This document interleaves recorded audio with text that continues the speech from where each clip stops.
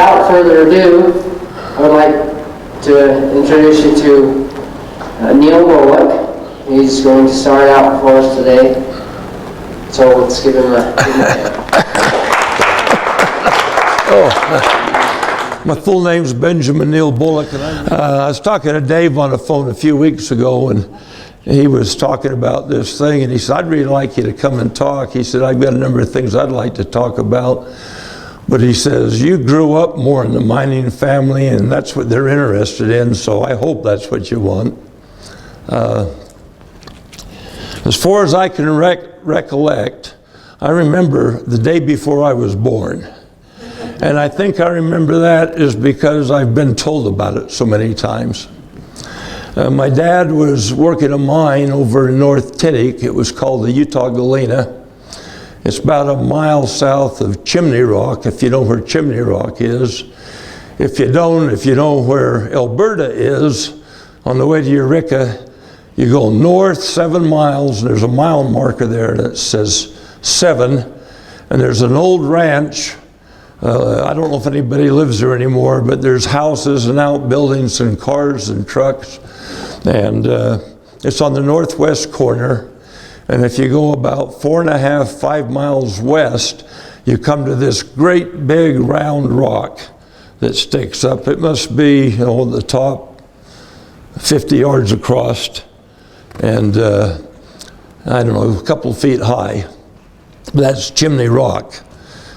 And there's a legend about Chimney Rock that stagecoach was robbed, and there was $30,000 of gold that was taken off the stagecoach.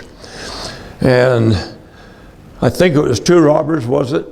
And they buried it under a lone pine tree around Chimney Rock with some of the wagon chains sticking up. Is that right, Hart? That's right.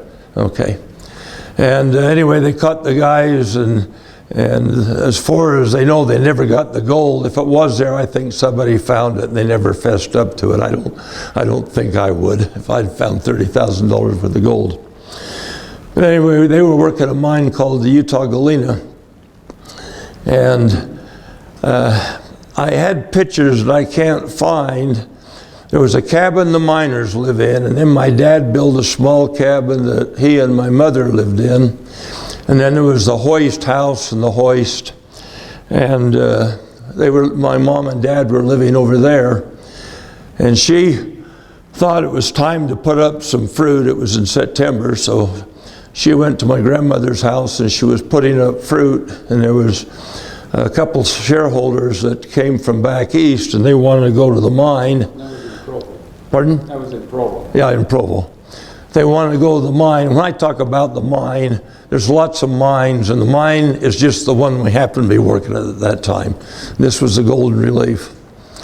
So they wanted to go over there. They didn't know how to get there, so she said, well, she would ride with them. So she rode over there, and one guy was smoking a cigar, and she got sick, didn't like the cigar smoke. And when they got there, there was a sign on the door, and it said, gone to Eureka for supplies, back in 1 hour.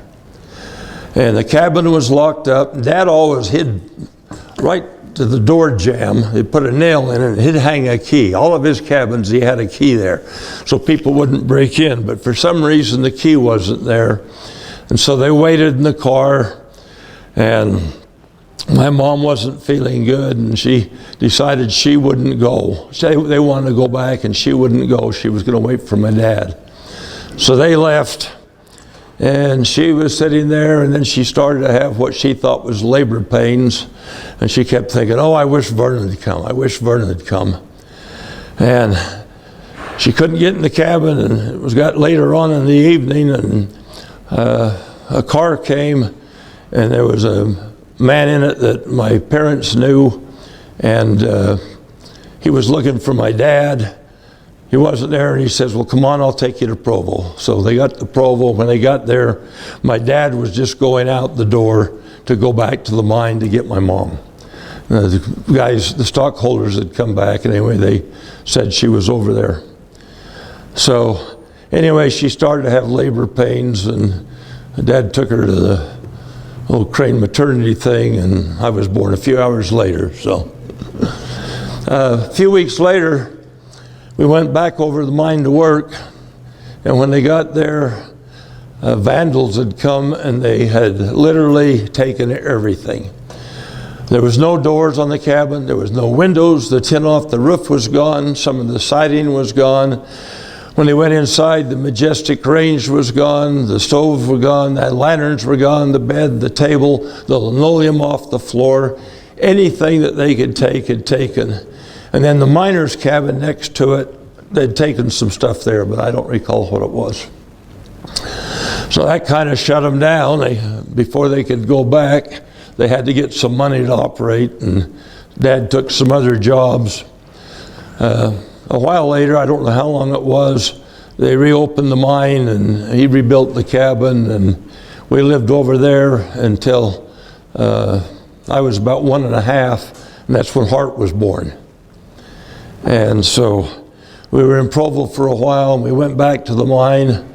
And Hart was sick, had a lot of problems. We'd go back into Provo.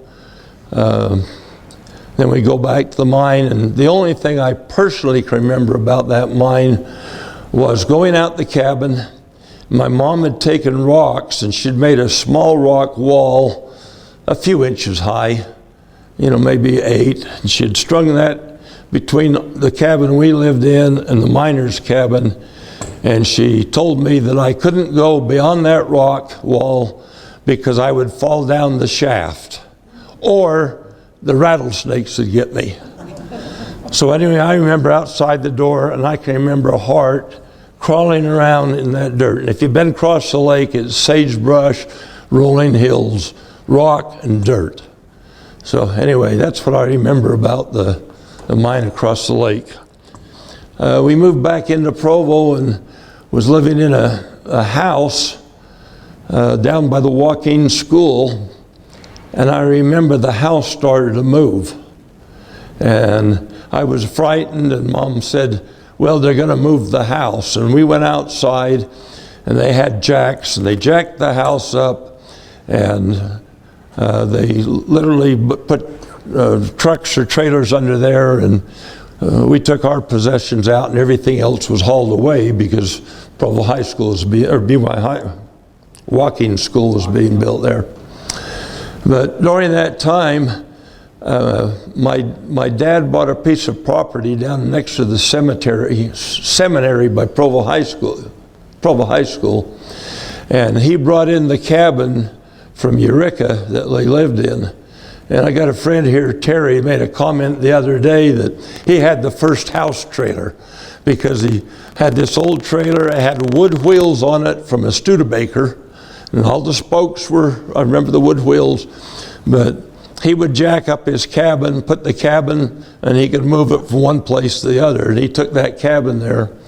And so we moved in the cabin. No power. We had an outhouse. There was water in front of the house, but for some reason it didn't come into the house. So we'd go outside and get buckets of water and bring it in the house. And anyway, we lived there until just before the war when Dad built a house, but it was a small house. I used to love it when Dad would come home from the mine and he would tell Hart and me stories. He had so many neat stories of the things that happened at the mine, and I could never get tired of him. He'd tell those stories and he'd tell them over and over, and it was just something I just absolutely loved. The first time I remember going to the mine, and now when I say the mine, it's the Syndicate Mine. It's between Santa Quin and Spring Lake up on Dry Mountain.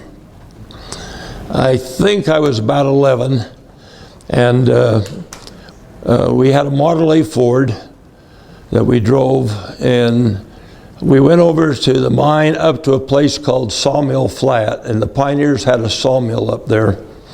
And that's as far as we could go. And we parked the car, and I don't know if they were miners or what. Anyway, there were guys there with horses. My granddad rode a horse. I remember grabbing a hold of the tail of a horse, and Dad took a hold of the tail of the horse, and we went up to the mine. And anyway, they were starting work on the Syndicate Tunnel again, which had been there a long time, but the tunnel was real low. And I remember watching the guys, and I thought, I don't want to be a miner.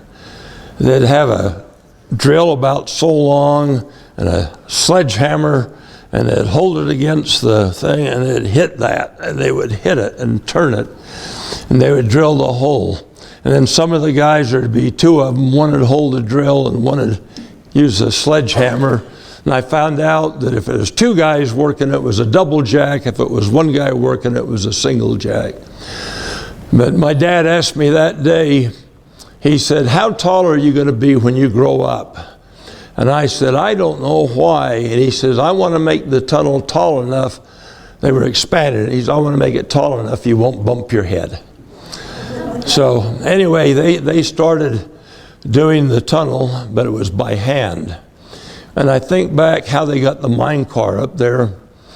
You know, they could take it so far, then they had to unload it, and there was a narrow canyon that would go up, and then you go to the Syndicate, and they pulled the mine car up there behind a horse.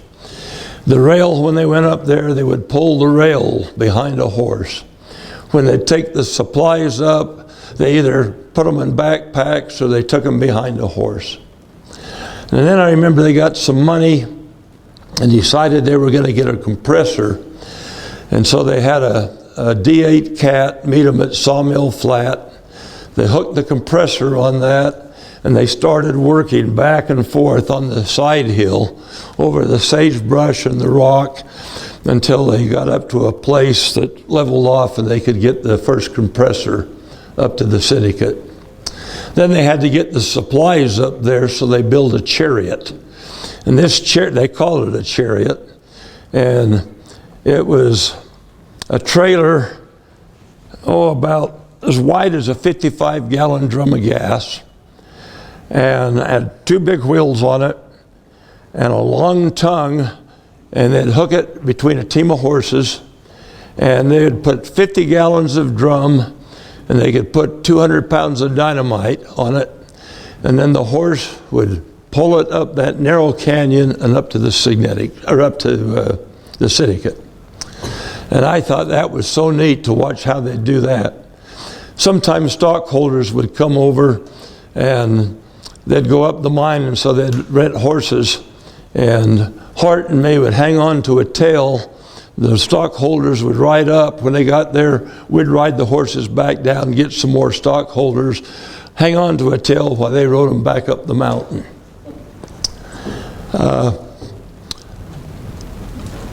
I think to keep Hart and me out of trouble, he started taking us to the mine in the summertime. And it's something we really enjoyed. We'd go over there and we'd go back in the tunnel and we'd watch the miners work, and we learned what a pile of muck was, and that a shovel was a muck stick, and that when you made up your rounds of dynamite, you didn't take a fuse and just stick it in the end of a piece of dynamite. You put a cap on it, and if there's the dynamite, you'd poke a hole from here over to here, and another one down here, and then you'd thread the cap and fuse around that way. And anyway, we learned how to do that. And I think it was the second or third year we were up there. I don't remember if I was the smart one or Hart was, but we had a horse named Pet that they paid $3 a day to pull the mine cars back in the tunnel. And we decided that my dad could fire the horse and we could push the mine cars back in the tunnel. And we told him we'd push mine cars back in the tunnel for a nickel apiece. So I'd get a nickel and Hart would get a nickel. And some of those drifts went back a mile.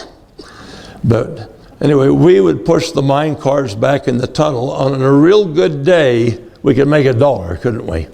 Well, that was a lot of money, because we'd work 4.5 or 5.5 days on Fridays. On Saturdays, we'd knock off at noon, and we'd go home, and Dad would drop us off downtown Provo, and we'd go to the Strand Theater and see a movie for 14 cents and enjoy it that way. But we did that for a couple of summers, I think, pushing mine cars back in there. But by the time I quit going up the mine, I thought I knew everything there was about mining a tunnel, not a shaft. Miners didn't like shafts, they were too much work, but I remember one summer, Hart and Dad and me, we ran the drift. We were running this drift in, and what they'd do, they'd run the rail back into the mouth of the tunnel, or where you go in is called the mouth of the portal. And then when you get back to the end of it, that's the face of the tunnel, and you go back in a drift. Anyway, they'd run the track back as far as they could. They'd drill holes. When I first started over there, they'd use a jackhammer, and they would hold that thing and get beat to death. Just and then they got a bar that went across they could mount the jackhammer to, and they could turn a handle and drill the holes that way. And they would watch them make up the dynamite. I remember going home one Saturday and went in and told Mom, guess what? Dad let Hart and me make up the dynamite. And she got mad there, but we'd go back and we'd make up the dynamite while Dad was drilling the holes.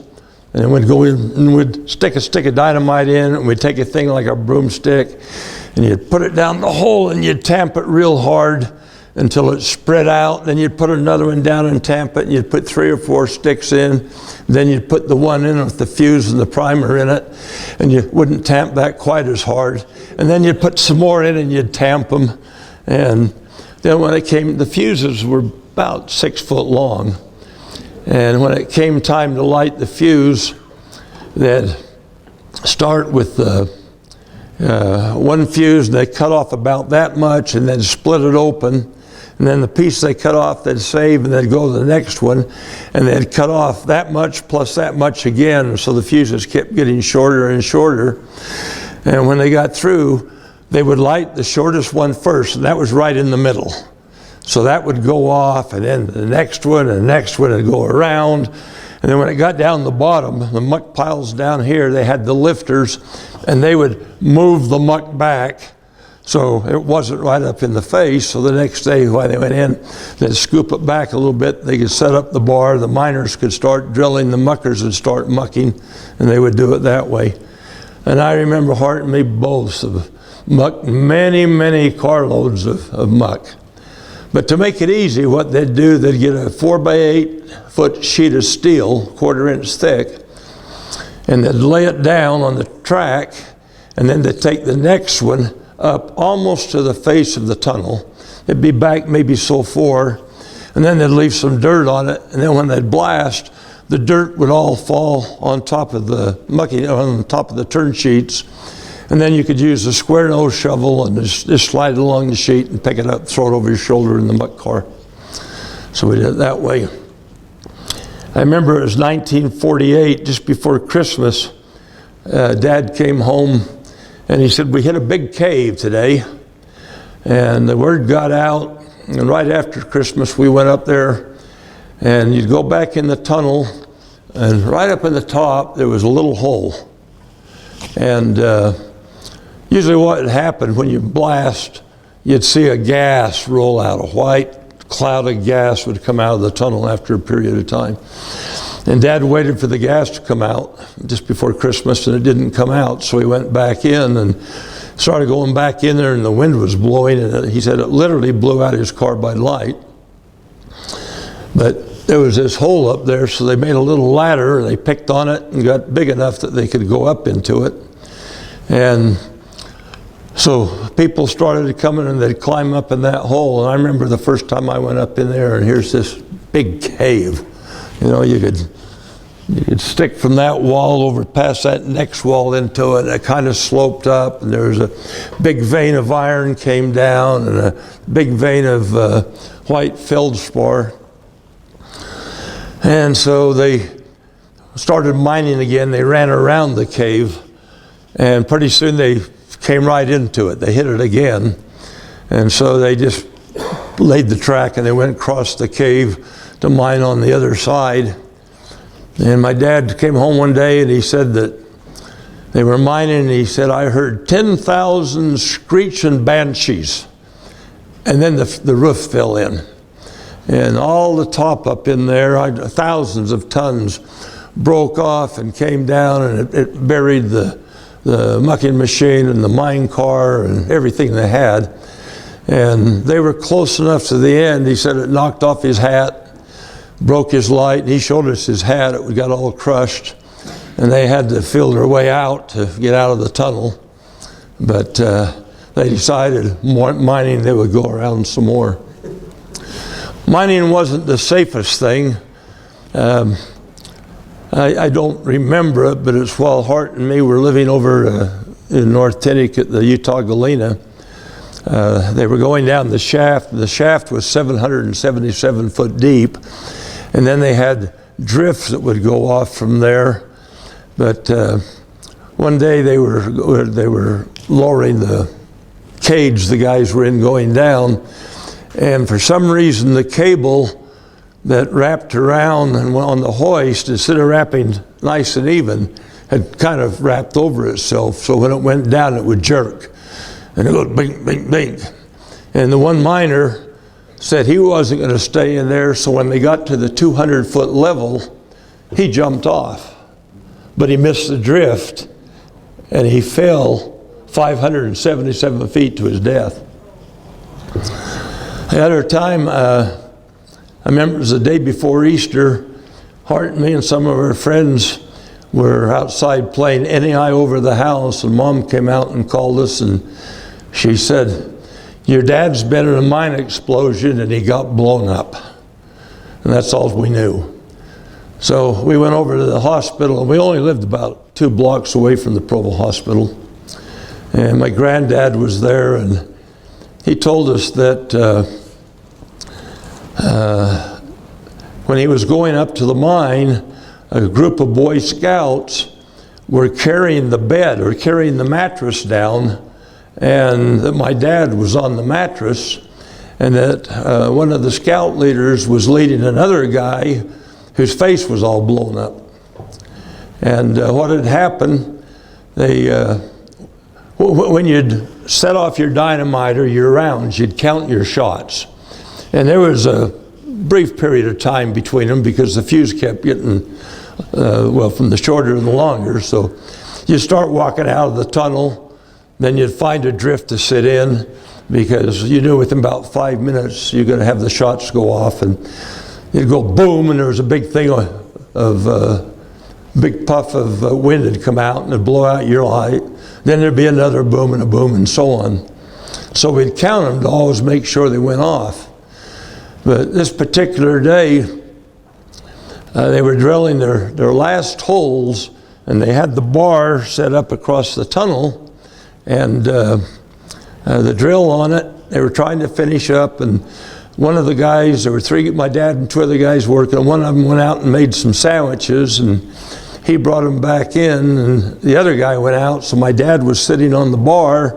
They were just starting drilling the hole. My dad put his foot on the drill, because when the jackhammer starts, the drill bounces around till you get started. So he had his foot on it to hold it, to keep it in place. And it drilled in just a little bit, and there was an explosion. And anyway, it blew out the rock, and it caught both of them in the face.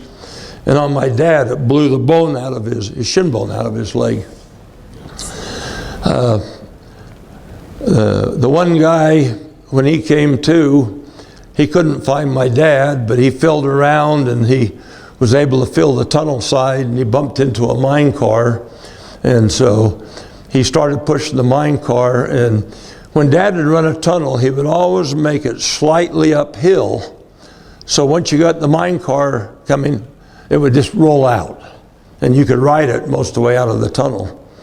But anyway, he rode it was named Lucian Farr. He rode the mine car out of the tunnel. When he got outside, the scouts saw him, and they were scared and started to holler. And anyway, the brother says, "Take him in the cabin, see if you can clean up his face, bucket of water in there." He said, "Tear up the sheet if you have to." And he was going to go back and see what happened to my dad. Well, he went back and found him, and of course, he couldn't walk, and his face was messed up, so we put him in another mine car, and he took him out. And scouts carried him down the mountain, a whole bunch of scouts from Santaquin. So thankful they were there that day. And they got part way down, and my granddad was going up in the Jeep, so they loaded him in the Jeep and they took him to the hospital. My dad lost his hearing, most of it. He had to really holler loud so he could hear you. And lost one eye, but they never took it out. It was just he had an eye, and if you looked at him, the pupil looked kind of oblong. And the other guy, he had one of his eyes that he put a glass eye in. And he had a couple of glass eyes, and when he'd go away from home, he'd take one of them and set it on a table, and he'd tell his kids, "You guys behave yourself, I'm watching you."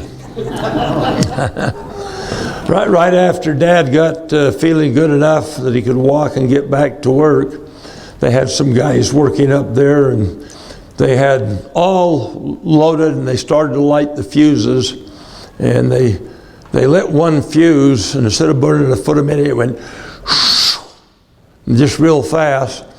And the two guys in the face of the tunnel said, "Runny fuse." They turned and ran, and the two guys that were the muckers were right behind them. They were both from Santaquin. They were both 18 years old, and the shot went off and caught him right in the face. One guy fell down, broke both his wrists. The other guy, they didn't know what happened to him at the time. But the guy with the broken wrist, he found a mine car, and he started pushing it, and he rode it out. And when he got out mouth of the tunnel, Dad was working there, and anyway, he told, and then the rounds started to go off. You could hear the boom, boom, boom of the ones that, the fuses that lit. And anyway, he just told Dad, he said that they had a runny fuse and it went off, and he said, "I don't know what happened to the other guys." So Dad grabbed the carbide light, went back in the tunnel, got back in, and here come the two guys, two boys out. They got a hold of each other, and they're feeling the tunnel, and their faces were just gone. And he got back in the tunnel, and he found the other guy, and he, I'm not sure, evidently, they had water barrels that have the water in that collect so they could use it in the drills, but evidently, when he started running, he dove into the water barrel. And but he was okay once they got him out. But anyway, they loaded the guys up and took him down, and the guy with the broken wrist, they had a corral there that they kept their horses in. They'd ride up from Santaquin each day. And anyway, he hopped bareback on a horse and said, "Giddy up, go home." So he rode the horse down to Santaquin. And when Dad was driving the Jeep down, they got down to towards Santaquin, and here come the sheriff and a whole bunch of people up to help them. Anyway, the two guys, they ended up in the hospital in Provo. They both lost their eyes. One of the guys, who was very shy, flirted with one of the nurse's aides. Ended up, they got married. And a funny thing about it, when I was in the care center after I broke my leg a year ago, one of the aides was talking to me. In some way we got talking about mining, and she says, "Oh, my great-granddad was in a mine explosion up the Syndicate Mine." Says he's blind, but I think she said he died then, but she said he was blind, but he says he had the family, and she said, I'm here to show it. So, but he had a service station they operated in Santaquin, and he could overhaul motors, he'd overhaul carburetors. Most people were very honest with him. Dad happened to go in there one day, and a guy had bought $1 worth of gas. Was it $1 worth? How much was it? A couple of dollars. Yeah, anyway, he bought some gas, and anyway, he laid down a $1 bill and told the guy it was a 20. And my dad saw it, and what did he say? You remember it more than I do. I don't, but he was somewhat upset with this man, and the guy got out there with his life, but was scared.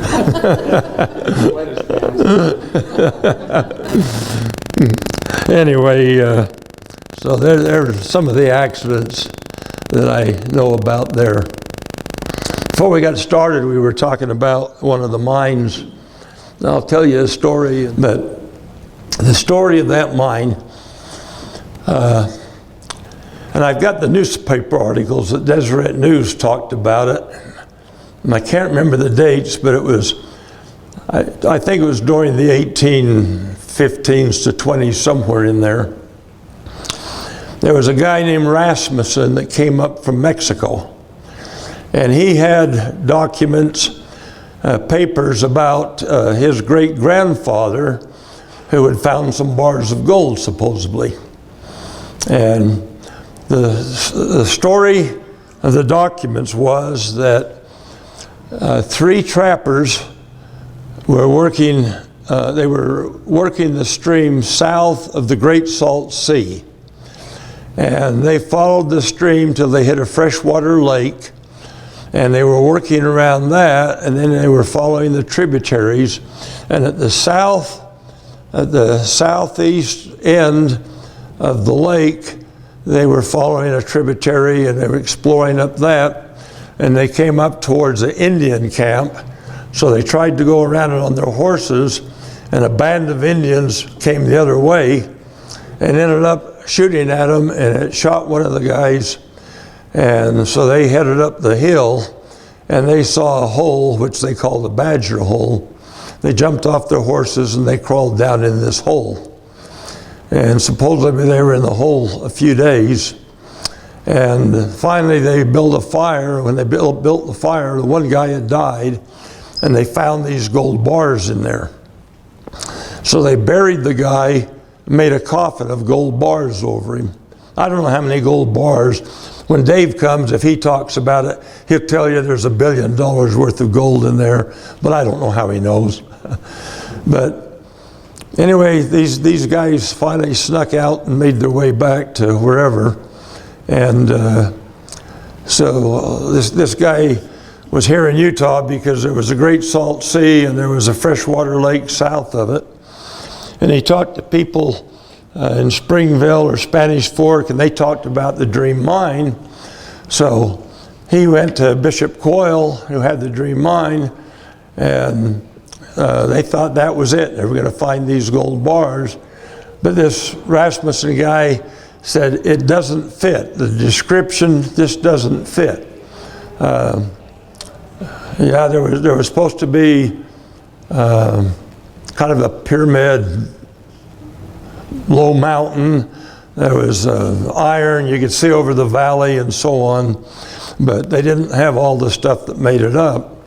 And one of the, I think it was the superintendent, in fact it was the same guy that brought my mother home when I was born. Name was Lars Olson, as I recall, the neighbor of my grandparents. Anyway, he was working at the Dream Mine, and he told this guy, he says, you ought to see Ben Bullock. He said, I think that more fits the description of where he has a mine.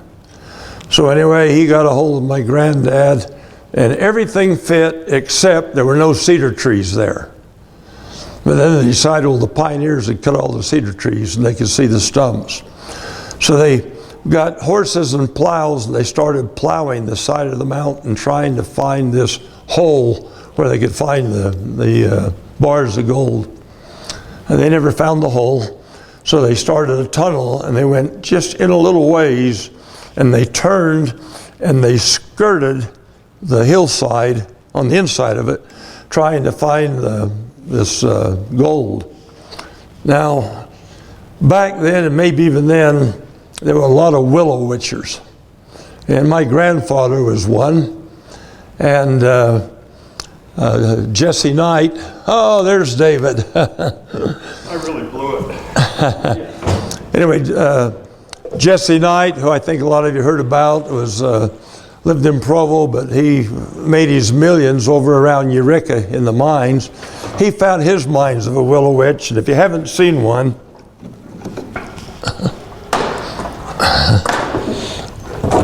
this is a poor resemblance of one, but I went out in my backyard and tried to cut this yesterday. But I remember when we'd go over the mine, we'd stop down in the bottom where the scrub oak was, and Grandpa would always go over and he'd cut him a willow witch.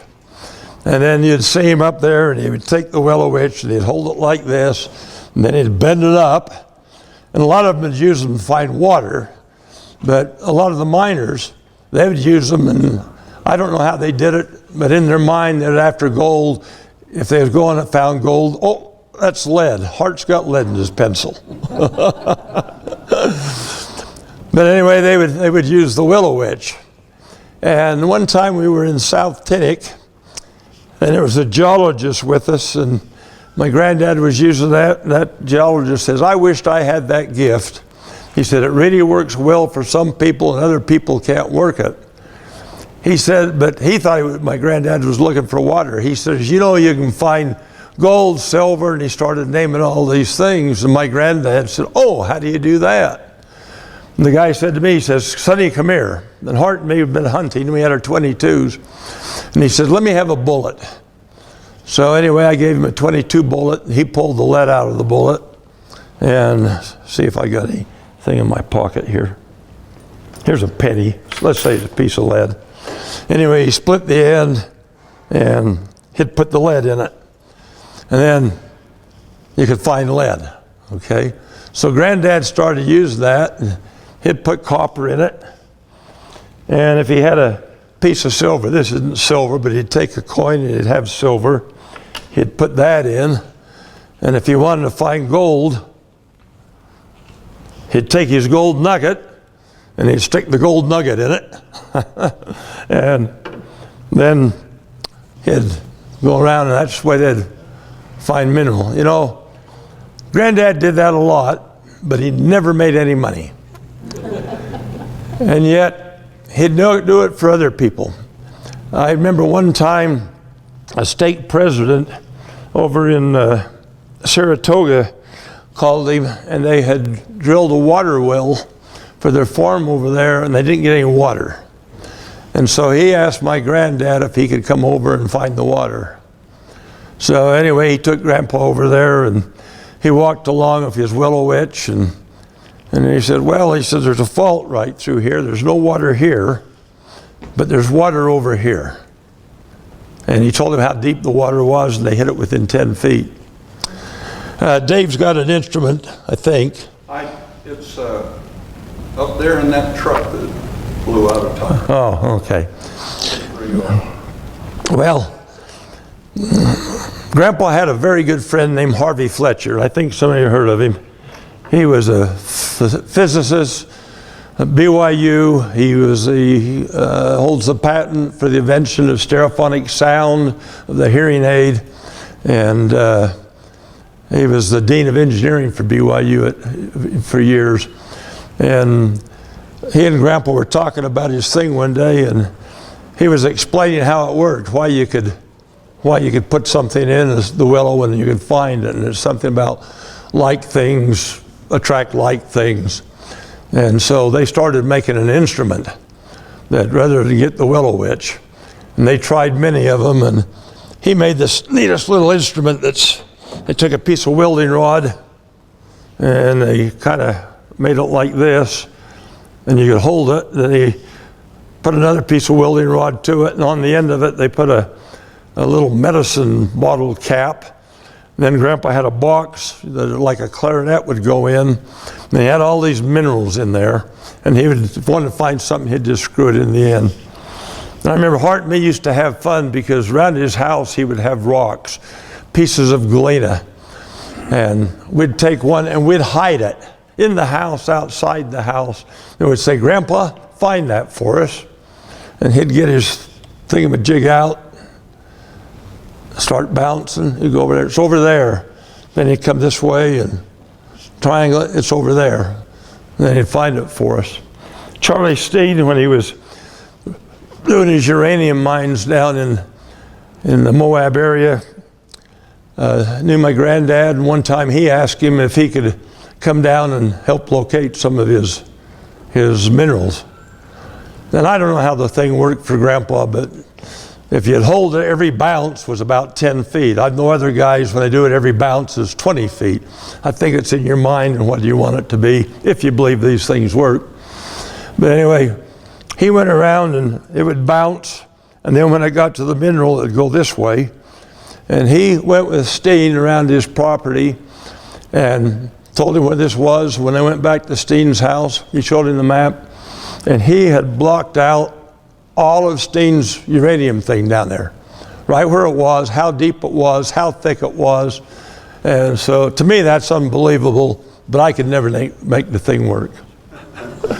Incidentally, this gold nugget here,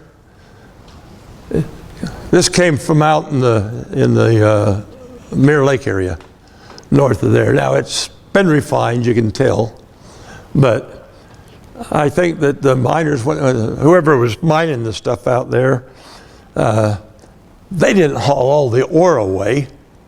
I think they got it and they crushed the rock and they heated it and they were able to get their minerals out of it and refined to some level, and then they could take it.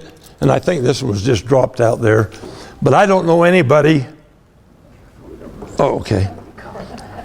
There's supposed to be a lot of gold out there. I don't know anybody that's really found anything. I wish I did. I'd like to hear about it.